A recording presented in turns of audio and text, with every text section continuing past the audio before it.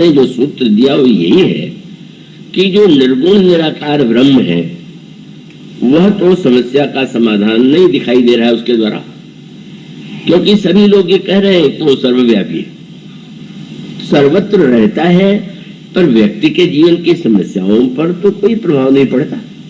अस प्रभु हृदय अछत अविकारी सकल जीव जग दीन दुखारी।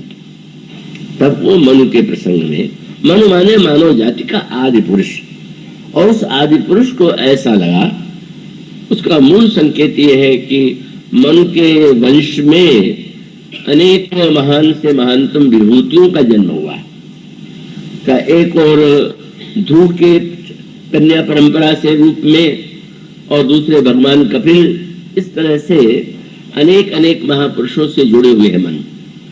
पर मन को लगा कि जो सारी समस्याओं का समाधान दे सके ऐसा एक चरित्र समाज के सामने आना चाहिए।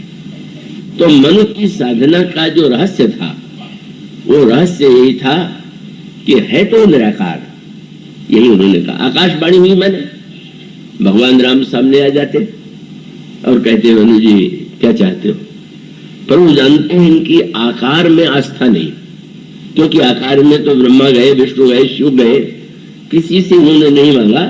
तो पहले आकाश में शब्द सुनाई पड़ा, निराकार का आकाश का गुण शब्द है, ऐसी मान्यता है, शब्द गुणकम आकाशम। तो आकाश में मांगो मांगो बर भई नभ मानी परम गंभीर कृपा मृत स्वानी। क्या चाहते हो? ने भगवान प्रकट हुए तो गोस्वामी जी ने शब्द लिखा, पूछा गया भगवान कहाँ से आए, कह सकते थे साकेत लोक से आए, वैकुंठ से आए, उन्होंने ऐसा नहीं कहा, उनका आने का सवाल ही नहीं, कहा वो तो विश्ववास है, वही थे। तो विश्ववास थे तो अब तक तो मन को नहीं दिखाई दे रहे थे। रामायण में इसीलिए भगवान के यहाँ वैकुंठ से या साकेत से आने का वर्णन नहीं। तो उस समय गोस्वामी जी ने जो शब्दावली बताई वो शब्दावली बड़े महत्व की।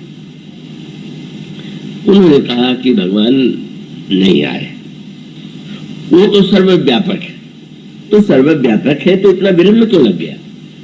तो उस समय जो पहला शब्द उन्होंने चुना वो शब्द क्या है? भगत वत्सल प्रभु कृपा निधाना विश्ववास प्रगटे भगवाना। ये शब्द ही चारों इतने महत्व के, केवल एक शब्द के संदर्भ का संकेत देना। उनका भक्त वत्सल है, और उस दृष्टांत का तात्पर्य है कि गाय जो है उसके पास दूध है, उसके शरीर में व्याप्त है, पर व्यक्ति जो है उस दूध को पाने में सक्षम नहीं हो पाता।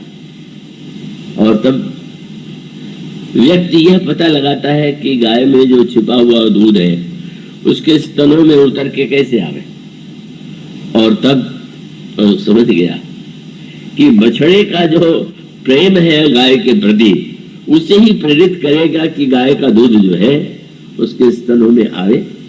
और यही होता है, बछड़ा जब उसके सामने होता है और तब उसमें जो वात्सल्य है उदित होता है, और उसका स्नेह दूध के रूप के स्तनों में उतर आता है, और तब बछड़े को पहले छोड़ देते हैं थोड़ा पीने के लिए।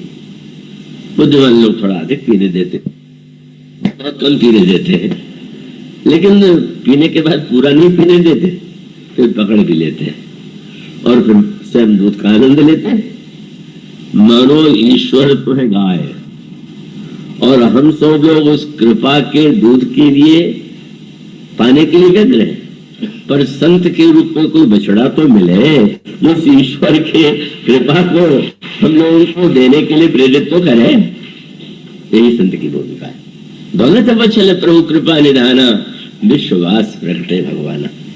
संत जो है का वही भगवान को ऐसे स्नेह से प्रेरित करता है कि भगवान की कृपा वह निर्गुण निराकार सगुण साकार होता है, और उसकी कृपा जीव को प्राप्त होती है। इसलिए मानो गोस्वामी जी दोनों का सामंजस्य करते हैं। उनका अभिप्राय ये है कि भक्त की भावना के वशीभूत होकर के, और तब आप सर्वत्र तो ही पाएंगे।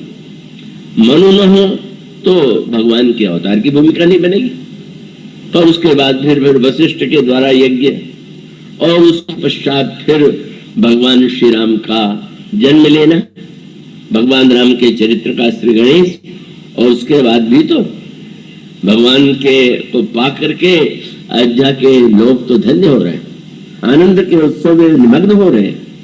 लेकिन सारे संसार में क्या होगा? तब एक संत की भूमिका की आवश्यकता थी, और संत विश्वामित्र अगर न हो, विश्वामित्र माने जो विश्व का मित्र है, यही संत की भूमिका है।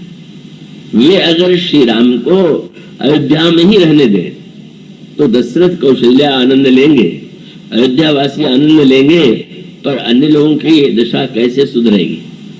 तब मानो एक संत की भूमिका विश्वामित्र के रूप में सामने आती है, जो भगवान को वहां से मांग करके ले जाते हैं।